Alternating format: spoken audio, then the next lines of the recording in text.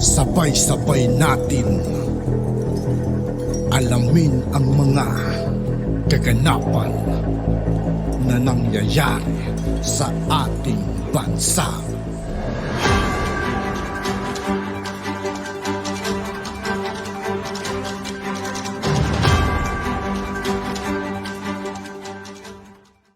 Yo, what's up mga kaibigan? This is I2K po again. Ngayon nandito ulit tayo sa channel ni Pinas News. Dito naman ulit tayo magbibigay ng komento at reaksyon. Pero bago ang lahat ng yan mga kaibigan, sa lahat ng hindi pa nakasubscribe kay Pinas News, mag-subscribe na po tayo at huwag nyo rin pong kalimutan mag-subscribe dito sa aking channel. Simulan na natin mga kaibigan. Let's go! Ng ulo kasi ang kanina ka pa eh. Actually po yun ang matagal na naming practice. Pag sinabi po ng membro... Wala akong pakialam sa practice mo. Ang sinasabi ko ito, kasi mga dokumento ito eh. Sinabi mo certified urgent from the office of the mayor. Hindi pala totoo. So niloko mo na yung Sangguniang Bayan. Tama. Pati kami, niloloko mo rito. Pangalawang panluloko na naman ito. Pangatlo na to, Mr. Chair. Anong gagawin natin sa taong ito? Mr. Chair, ano ba ang ating rule kapag niloloko tayo? Nasaan po kayo, Mr. Carino? Kayo po yung Sangguniang Bayan Secretary. Opo, Your Honor. Dito po sa calendar of business ninyo, dated January 14, 2020, sinabi nyo rito, kaya in-include po ninyo itong resolution nito because certified urgent under the office of the mayor. Opo, Your Tama? Honor. Opo, Your Honor. So kanina sinasabi mo wala namang certified urgent letter ang mayor. Bakit mo nilagay sa calendar of business on January 14, 2020? Yung pong certification itself wala po sa office ko. But Kaya nga, bakit mo nilagay nga na certified urgent from the office of the mayor? Wala naman pala. So this is misleading. yun po ang banggit ng presiding officer during that time. Bakit hindi mo sinabi certified urgent per advice of the presiding officer? Your Honor, please... Hindi nga, parang nga sigurado ka. Yung pala yung pinangangatawanan mo eh. opo. Bakit hindi mo nilagay certified urgent per advice of the presiding officer? Actually po yun ang matagal na naming practice. Pag sinabi po ng membro... Wala akong pakialam sa practice mo. Ang sinasabi ko ito, kasi mga dokumento ito eh. Nakapag-iinit ng ulo kasi ang kanina ka pa eh. Minutes ito eh. Calendar of business, sinabi mo certified urgent from the office of the mayor. Hindi pala totoo.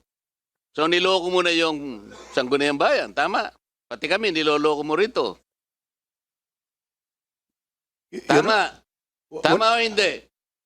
Wala po akong niloloko, sir. Ito yung nilagay mo rito eh. Sinasabi mo galing pala sa presiding officer. Bakit sinabi mo sa mayor? Pagkatapos sinabi mo uli, do sa minutes na ito, the same date, January 14, 2020, certified urgent under the office of the mayor. Pangalawang panluloko na naman ito. Mr. Chair, ano ba ang ating rule kapag niloloko tayo? As of now, we have a quorum and it all depends on the members. Sinasabi ko sa iyo kanina pa eh. Dalawang panluloko na ito.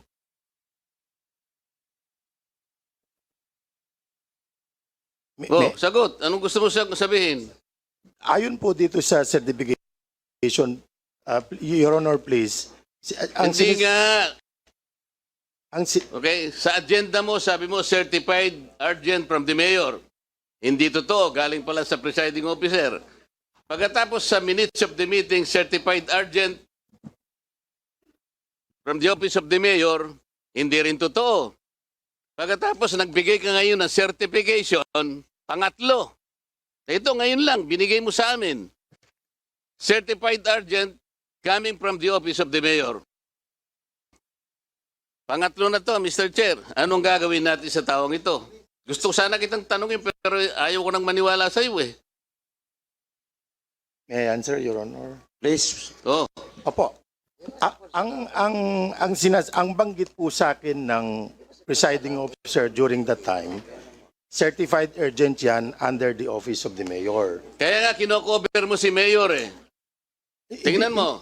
Under the office of the mayor po ang sinasabi Kaya ko. nga, kinocover mo siya. Ito, January 14, gumawa na kayo ng ordinance. Isipin mo, Mr. Chair, in agenda ng January 14, kinover na. Disagree with the vice mayor or any member of the council whether totoo po ang presentation nila So sa you akin. follow your bosses blindly.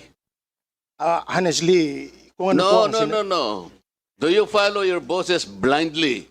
out of respect, yes, Your Honor. Out of respect. Opo. Kasi po, hindi ko So makukwestiyon. pwede kang magbulag-bulagan dahil sa pagrespeto mo sa kanila.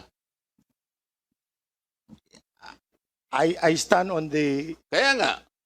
So pwede kang makulong, di ba? Sapagkat pinagsinungalingan mo kami 3 beses. I hope... Sa Biblia, nung tinanong si Apostol Pedro 3 beses na tumilaok ang manok, baka ganyan ang mangyari sa'yo. So magsasabi ka na ba ng totoo o hindi? Your Honor, please, yun po, ang lahat po ng sinasabi ko dito ay totoo because I am under Okay, oath, so Your totoo rin that there are at least 12 requirements na dapat sana ay kinuha nyo muna bago kayo nakagawa ng land conversion. Ang mga ito ay marami ito, pero ang 3 pinaka-importante, certification from the Department of Environment and Natural Resources stating that the land is classified as alienable and disposable. Certification from the Department of Agriculture as the total area of existing agricultural sugar lands. Certification from the Department of Agrarian Reform indicating that such lands are not distributed or covered by notice of valuation and CARP, blah, blah, blah. 12 po ang iba pang mga requirements. Kahit na wala itong requirements na ito, na-reclassify po ninyo yung lupa nung mag-asawang Lilibet Anicete at Fernando Anicete. Tama po. As per record, Your Honor, tama po, based on the So minutes sa of- mga tuwid, kahit wala pong requirements, ganun po kabilis sa loob ng isang araw lamang sa kabila ng pagtatanggi mo na walang letter of urgency. Malinaw dito na binilisan po ninyo yung paggagawa ng resolution para lamang may sakatuparan ninyo yung land conversion kahit na walang necessary documents required by law. Tama po. Sir, yung Tama po. Opo. Ayun, Mr. Chair, tingnan mo itong mga...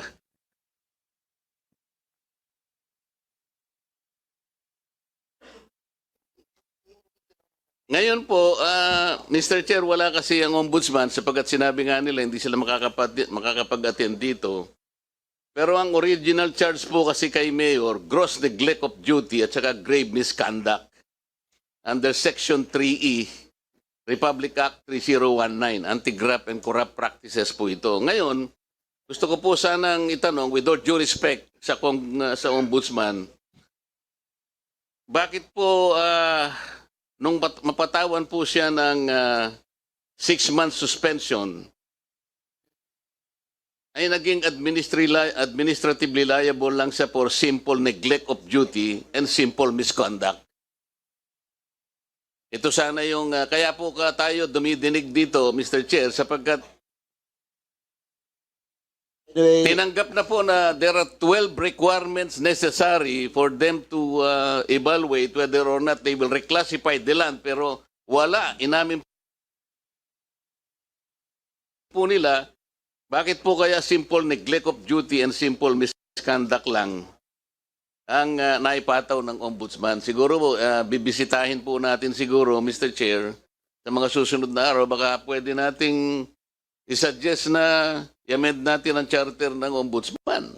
anyway, Congressman Marcoleta, your point is duly noted, and we'll write a letter to the Office of the Ombudsman with regards to that. And actually, question of the issue with regard reclassification. Ito din pong nangyari doon sa Mexico, Pampanga. Yung mga conversion ng lupa na walang specific requirements. And in fact, in this issue with regards to the mga aron property, may sulat po dito, we have just received a letter coming from the Department of Agrarian Reform and DNR na indeed wala ngang certificate of conversion.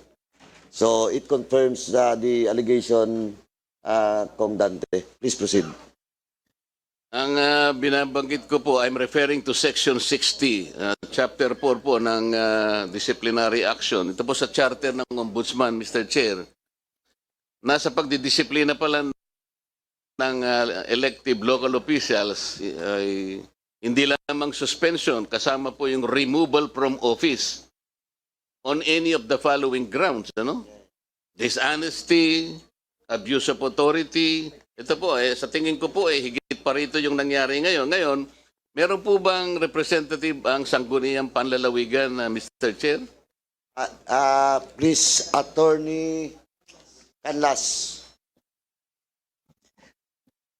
Ipindot to. Magandang umaga po sa inyo lahat. Attorney Carlas, yes, sir. are you familiar with DILG Opinion number 22, series of 2020? I'm very familiar, sir, but if you could refresh my memory. Ang date po nito ay January 31, 2020. I'm not really familiar, sir. Ito po kasing circular na to, sa legal na opinion na ito po kasi, binabanggit, Mr. Chair, na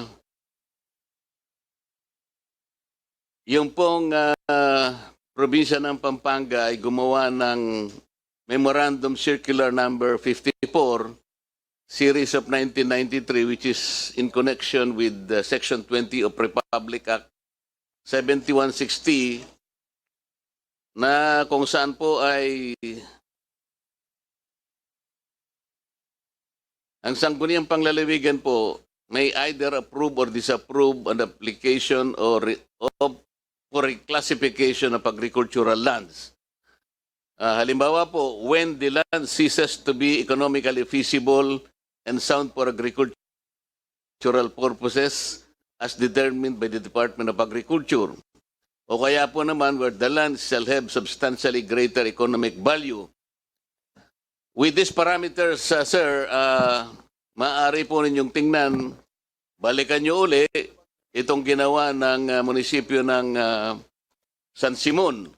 Base po rito sa parametro ng binabanggit ko pong dokumento sa inyo. Yes, sir. We will check our record, sir, if that ordinance is in compliance with that DILG opinion with respect to land reclassification.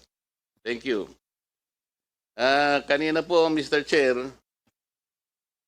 ay nabanggit nga yung anomalous land purchases sa expansion po ng munisipyo ng San Simon, na kung saan dito ay nasuspinde pala si Mayor Abundio Punsalan ng 6 months, pero May 2020 pa po ito, so matagal na ito.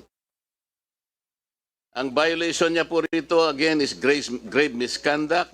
In charges po niya, gross negligence, and gross dereliction of duty, and grave abuse of authority under Section 660 of the Local Government Code. Ito po yung gusto sana nating i-refer sa Ombudsman, Mr. Chair, sapagkat dito maliwanag na naman, yung background po nito ay illegal use and disbursement of public funds. Ito po yung 45 million pesos. Yung lote po na binili ng munisipyo ay covered po ng resolution dated February 4, 2020. Ito, urgent resolution na naman po ito. Puro urgent resolution po ito. Sabi po ni George Carino, Mr. Chair, meron pong kontrata itong pagbabayaran na ito. Tama po ba ito, Mr. Carino? I'm sorry, Your Honor, hindi po ako ang sumagot noon. Ano po? I'm sorry, hindi po ako ang sumagot dun sa whether or not there is a contract pertaining to the purchase of land, Your Honor. Pero kayo po ba yung sanggunian secretary nung panahon na ito'y binili? Opo, Your Honor. So meron po bang kontrata ito? Yung pong contract, hindi ko po, it's in the office of the mayor. O pwede po ba sumagot si Mayor? Mayor, kayo po kasi inasunto rito. Administrative case po na isinampa ng sangguniang panlalawigan. Ang sinasabi po rito ay wala po kayong deed of sale. Tama po ba ito? Your Honor, hindi po tama. May kontrata po, may deed of absolute sale po kami. Nai-submit na po ba nyo sa opisina ng COMSEC po ito? Hindi pa po yata. Pero sa Sangguniang Bayan Panlalawigan po, na-submit yan kasi na-penalty po ako ng 6 months yan for my administrative. Kasama po yung, meron pong corresponding voucher po ito ng sale? Yes po, meron po. Kompleto po. Meron pong certified true copies ng titles? Meron po. Magsasubmit po kami ulit kung Meron pong kailangan. authority. Ano po, appraisal po yung aming Oo nga, pinagbasihan. lahat po ng itong sinasabi ninyo, inai-submit po ninyo sa COMSEC? Hindi pa po, hindi pa. Kanino po nyo sinubmit? Sa Sangguniang Panlalawigan po, during the hearing of the case. Nandyan po yung sangguniang panlalawigan. Sinubmit po lahat ang dokumentong ito na binabanggit natin? May I be recognized, Your Honor, please. Yes, sir. We have a copy of our official copy of our decision rendered in the administrative case filed against Mayor Abunjo Punsalan et al. Your Honor. This was a decision rendered by the Sangguniang Panlalawigan way back in May 24, 2021, and we impose the maximum penalty allowed by law to the Sangguniang, wherein we impose the maximum penalty of 6 months suspension.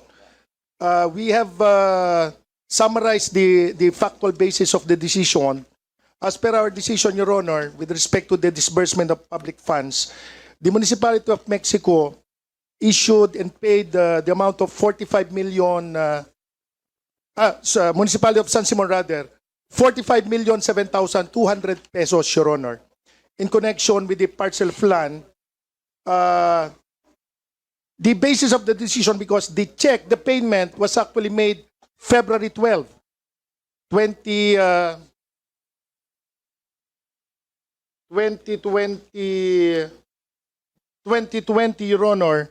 But as per record submitted to us by the COA who testified before the administrative case when it was heard by the Sangguniang Panlalawigan, the deed of sale was dated February 14, 2020. So the payment was paid in advance even before the deed of sale was even executed, Your Honor. And in fact, during the time when the then COA representative testified, Your Honor, there was this letter submitted, duly signed by the members of the Finance Committee who are also present now, the municipal accountant, the municipal treasurer, and the budget officer, Your Honor, attesting to the fact that they